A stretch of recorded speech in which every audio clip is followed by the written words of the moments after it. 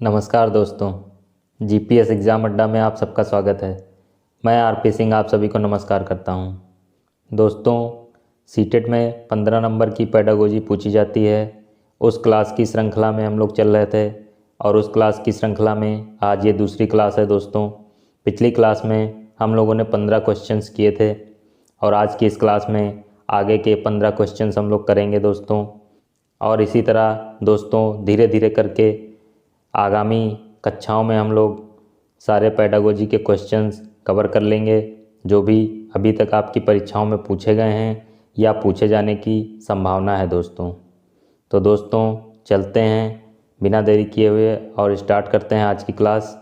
आज की क्लास का पहला क्वेश्चन ये रहा दोस्तों आप लोगों के सामने।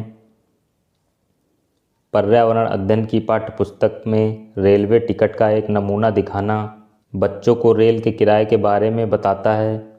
दोस्तों, एक रेल टिकट का नमूना आप एक कक्षा में दिखा रहे हैं तो वो क्या करेगा, बच्चों को रेल के किराए के बारे में बताता है, निष्कर्ष पर पहुंचने की बच्चों की कुशलता का विकास करता है, टिकट में प्रयुक्त विभिन्न संक्षिप्ताक्षरों का ज्ञान उपलब्ध कराता है या फिर बच्चों को वास्तविक जानकारी में अंतःक्रिया करने का अवसर देता है, साथ ही अवलोकन की कुशलता का विकास करता है। दोस्तों, तो दोस्तों आप लोगों को बताना है कि एक टिकट का नमूना क्या कर सकता है।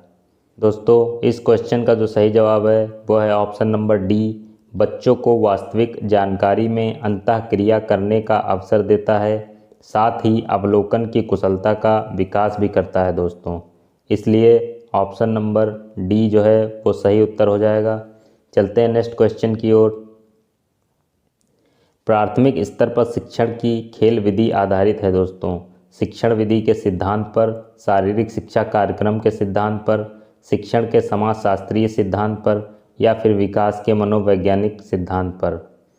तो दोस्तों इस क्वेश्चन का जो सही जवाब हो जाएगा वो हो जाएगा विकास के मनोवैज्ञानिक सिद्धांत पर। ऑप्शन नंबर डी सही है दोस्तों इसका। चलते हैं नेक्स्ट क्वेश्चन की ओर। दत्त कार्य के संबंध में निम्नलिखित में से कौन सा कथन सही है? दत्त कार्य आकलन का एकमात्र तरीका है। दत्त कार्य अभिभावकों, भाइयों या बहनों द्वारा अपनी क्षमता के अनुसार किया जा सकता है। दत्त कार्य बच्चों को सूचना खोजने, अपने विचारों का निर्माण करने और उन्हें उच्चारित करने का अवसर प्रदान करता है। प्रतिदिन विविधता और अभ्यास कराने के लिए कक्षा कार्य और फिर गृह कार्य के रूप में दत्त कार्य करने की आवश्यकता है। तो दोस्तों दत्त कार्य के संबंध में कौन सा कथन सही है ये हमें बताना है दोस्तों। तो इस क्वेश्चन का जो सही जवाब है वो है ऑप्शन नंबर सी, दत्त कार्य बच्चों को सूचना खोजने और अपने विचारों का निर्माण करने और उन्हें उच्चारित करने का अवसर प्रदान करता है। दोस्तों, बच्चों को जितना ज़्यादा अवसर प्रदान किया जाएगा उनकी शिक्षा में उतना ही ज़्यादा विकास होगा। दोस्तों, चलते हैं नेक्स्ट क्वेश्चन की ओर।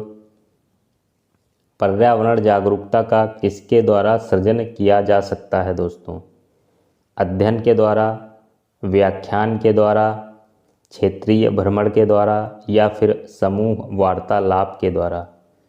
तो दोस्तों पर्यावरण जागरूकता का जो सृजन सबसे ज़्यादा किया जा सकता है वो किया जा सकता है क्षेत्रीय भ्रमण द्वारा। दोस्तों, ऑप्शन नंबर सी जो है इसका सही जवाब हो जाएगा। चलते हैं नेक्स्ट क्वेश्चन की ओर। पर्यावरण अध्ययन में विषय वस्तु आधारित उपागम को अपनाने के समर्थन में निम्नलिखित में से कौन सा तर्क सबसे अधिक सशक्त है? दोस्तों, एक शिक्षण को अधिक रोचक और गतिविधि आधारित बनाने में मदद करता है। यह पाठ्य योजनाओं को एक ढांचा प्रदान करने और शिक्षण को अधिक प्रभावी बनाने में मदद करता है। यह अवधारणाओं, मुद्दों और कौशलों के बृहत विस्तार को सम्मिलित करने में मदद करता है। यह विषय सीमाओं को नरम बनाने और संपूर्णता में ज्ञान को प्राप्त करने में मदद करता है। तो दोस्तों इस क्वेश्चन का जो सही जवाब है वो है ऑप्शन नंबर बी। दोस्तों, यह पाठ योजनाओं को एक ढांचा प्रदान करने और शिक्षण को अधिक प्रभावी बनाने में मदद करता है दोस्तों। इसलिए ऑप्शन नंबर बी सही है। चलते हैं दोस्तों नेक्स्ट क्वेश्चन की ओर। महेश कक्षा 4 के शिक्षक हैं। वे वृक्ष संरक्षण की अवधारणा पर शिक्षार्थियों को संवेदनशील बनाने के लिए योजना बनाते हैं। निम्नलिखित में से कौन सी एक गतिविधि इस उद्देश्य के लिए सर्वाधिक उपयुक्त है दोस्तों कोई कक्षा 4 का अध्यापक है, वो वृक्ष संरक्षण के बारे में शिक्षार्थियों को संवेदनशील बनाना चाहता है, तो उसके लिए उसको क्या करना चाहिए दोस्तों, ये बताना है। वाद विवाद प्रतियोगिता का आयोजन करना, समूह चर्चा के लिए शिक्षार्थियों के समूह करना, या फिर पोस्टर प्रतियोगिता में हिस्सा लेने के लिए विद्यार्थियों को प्रोत्साहित करना, या फिर एक पौधे को अपनाने और उसका पोषण करने के लिए प्रत्येक शिक्षार्थी को अभिप्रेरित करना। तो दोस्तों इस क्वेश्चन का जो सबसे सटीक उत्तर है वो है ऑप्शन नंबर डी। प्रत्येक बच्चे को एक पौधा अपनाने के लिए कहें और उससे कहें कि वह उसका संरक्षण करे दोस्तों। चलते हैं नेक्स्ट क्वेश्चन की ओर। पर्यावरण अध्ययन में बच्चे शिल्प कला और चित्रकला के समूह में सीखना विशेष रूप से पसंद करते हैं क्योंकि यह सामाजिक अधिगम को बढ़ावा देता है। यह सहपाठी अधिगम को बढ़ावा देता है। जब बच्चों की सृजनात्मकता की, यहाँ पे दोस्तों की होगा, की प्रशंसा की जाती है तो वे खुश होते हैं व उसके प्रति प्रेरित भी होते हैं। चौथा पॉइंट है दोस्तों, यह कक्षा अनुशासन, यहाँ पे दोस्तों यह कक्षा अनुशासन को बढ़ाता है। सही विकल्प चुनिए। 1 और 4, 3 और 4, 1 और 3, 2 और 3। तो दोस्तों इसका जो सबसे सटीक और सही उत्तर होगा वो होगा 2 और 3 दोस्तों। यह सहपाठी अधिगम को बढ़ावा देता है। जब बच्चों की सृजनात्मकता की प्रशंसा की जाती है तो वे खुश होते हैं व उसके प्रति प्रेरित भी होते हैं दोस्तों। ऑप्शन नंबर डी सही है इसमें। चलते हैं नेक्स्ट क्वेश्चन की ओर। पर्यावरण अध्ययन की पाठ्य पुस्तकों में कविताओं और कहानियों को शामिल करने का निम्नलिखित में से कौन सा उद्देश्य नहीं है? विषय में रुचि का विकास करना, नित्य और एकरस विषय वस्तु में बदलाव करना, शिक्षार्थियों को आनंद और मज़ा उपलब्ध कराना, शिक्षार्थियों में कल्पनाशीलता और सृजनात्मक योग्यता को बढ़ावा देना। तो दोस्तों इस क्वेश्चन का जो सही जवाब है वो है ऑप्शन नंबर सी, शिक्षार्थियों को आनंद और मज़ा उपलब्ध कराना दोस्तों। ये दोस्तों शामिल नहीं है, ये कोई उद्देश्य नहीं है दोस्तों। इसलिए मैं हर अपने क्वेश्चन में बताता हूँ कि है और नहीं है का विशेष ध्यान रखना है, वरना आपका एक नंबर गलत हो जाएगा दोस्तों। चलते हैं अगले क्वेश्चन की ओर। प्राथमिक कक्षाओं में शिक्षार्थियों के पास अनेक प्रकरणों में अनेक वैकल्पिक अवधारणाएं होती हैं, जैसे सजीव, निर्जीव, जल चक्र, पौधे आदि। इन वैकल्पिक अवधारणाओं के स्रोत हो सकते हैं परिवार एवं समुदाय, पाठ्य पुस्तकें एवं अन्य पुस्तकें, शिक्षक, कहानियाँ एवं कविताएं।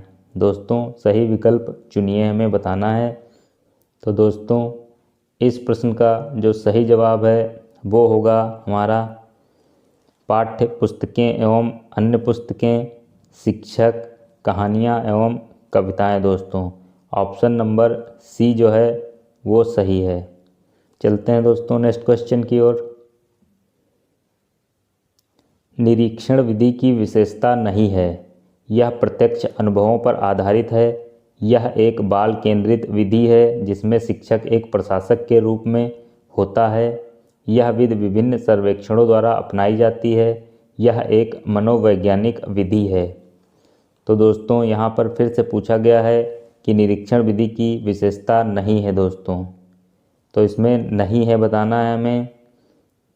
तो दोस्तों इस क्वेश्चन का जो सही जवाब होगा यह एक बाल केंद्रित विधि है जिसमें शिक्षक एक प्रशासक के रूप में होता है। दोस्तों शिक्षक कभी भी एक प्रशासक के रूप में नहीं हो सकता। ये ऑप्शन नंबर बी सही है दोस्तों। चलते हैं नेक्स्ट क्वेश्चन की ओर। सतत और व्यापक मूल्यांकन क्यों आवश्यक है? परीक्षा प्रणाली को महत्व देने हेतु, परीक्षार्थी की प्रगति निरंतर ना बनाए रखने के लिए, निरंतर मूल्यांकन होते रहने से शिक्षार्थियों में परीक्षा का अनावश्यक भय नहीं होता है, शिक्षार्थियों ने कितना नहीं सीखा है यह जानने के लिए। तो दोस्तों परीक्षा प्रणाली को महत्व देने हेतु ये नहीं हो सकता, इसलिए इस क्वेश्चन का जो सही जवाब है वो है ऑप्शन नंबर सी। निरंतर मूल्यांकन होते रहने से विद्यार्थियों में जो है परीक्षा का अनावश्यक भय नहीं होता है दोस्तों। चलते हैं नेक्स्ट क्वेश्चन की ओर। पर्यावरण अध्ययन की पाठ्य पुस्तक में पहेलियाँ शामिल करने का निम्नलिखित में से कौन सा उद्देश्य नहीं है? यहाँ पर दोस्तों फिर से उद्देश्य नहीं है पूछा गया है। बच्चों में तर्कणा शक्ति का विकास करना, बच्चों में आलोचनात्मक चिंतन शक्ति विकसित करना, सृजनात्मक चिंतन की योग्यता और उत्सुकता का विकास करना, बच्चों के मस्तिष्क को भ्रमित करना और उन्हें इस भ्रम का आनंद उठाने देना। तो दोस्तों जो उद्देश्य नहीं है वो है ऑप्शन नंबर डी दोस्तों। बच्चों के मस्तिष्क को कभी भ्रमित नहीं करना है दोस्तों, इसलिए ऑप्शन नंबर डी सही हो जाएगा। चलते हैं नेक्स्ट क्वेश्चन की ओर।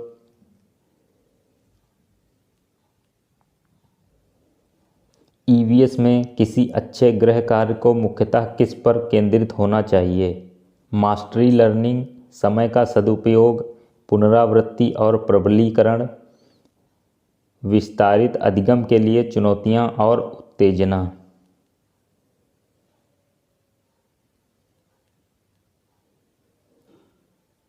तो दोस्तों इस क्वेश्चन का जो सही जवाब होगा, गृह कार्य जो है किस पर केंद्रित होना चाहिए दोस्तों, तो वो होगा ऑप्शन नंबर ए दोस्तों, मास्टरी लर्निंग पर। ऑप्शन नंबर ए सही है दोस्तों। चलते हैं नेक्स्ट क्वेश्चन की ओर। प्राथमिक स्तर की अच्छी ईवीएस पाठ्यचर्या में होना चाहिए। पदों की यथार्थ परिभाषा पर अधिक बल, अपने आसपास को खोजने के अवसर प्रदान करना, संकल्पनाओं की विस्तृत व्याख्या पर अधिक एकाग्रता, पाठ के अंत में अधिक अभ्यास प्रश्न सम्मिलित करना। तो दोस्तों ईवीएस की पाठ्यचर्या में जो होना चाहिए मुख्य रूप से वो है ऑप्शन नंबर बी, अपने आसपास को खोजने के बच्चों को अवसर प्रदान करने हैं दोस्तों। ऑप्शन नंबर बी सही हो जाएगा इसलिए। चलते हैं दोस्तों नेक्स्ट क्वेश्चन की ओर। राष्ट्रीय पाठ्यचर्या की रूपरेखा 2005 प्राथमिक स्तर पर पर्यावरण अध्ययन शिक्षण का मुख्य उद्देश्य होना चाहिए। दोस्तों एनसीएफ 2005 के अनुसार प्राथमिक स्तर पर दोस्तों पर्यावरण शिक्षण का मुख्य उद्देश्य हमें बताना है स्वतंत्र रूप से प्रयोग करने की कुशलता अर्जित करना, विषय के आधारभूत सिद्धांतों को स्मरण करना, विषय की आधारभूत संकल्पनाओं की आधारभूत समझ का विकास, या फिर कक्षी अधिगम को विद्यालय के बाहर के जीवन से जोड़ना दोस्तों। तो इस क्वेश्चन का जो सही जवाब है दोस्तों वो है ऑप्शन नंबर ए, स्वतंत्र रूप से प्रयोग करने की कुशलता अर्जित करना दोस्तों। इसलिए ऑप्शन नंबर ए सही है दोस्तों। दोस्तों ये था आज की क्लास का अंतिम प्रश्न। उम्मीद करता हूँ आज की क्लास आप सब लोगों को समझ में आई होगी। इसी आशा के साथ कि आप सब लोग पढ़ रहे होंगे और अपने पठन पाठन में व्यस्त होंगे। मिलता हूँ अगली क्लास में इसके आगे के प्रश्नों के साथ। दोस्तों बने रहिए 15 नंबर वाली इस क्लास की श्रृंखला में। दोस्तों इस तरह के वीडियो हम आपके लिए लाते रहेंगे। आप सब लोग हमारे चैनल के साथ जुड़ते रहिए और अपनी सफलता को सुनिश्चित करिए दोस्तों। आज की क्लास से दीजिए मुझे इजाज़त। नमस्कार, धन्यवाद।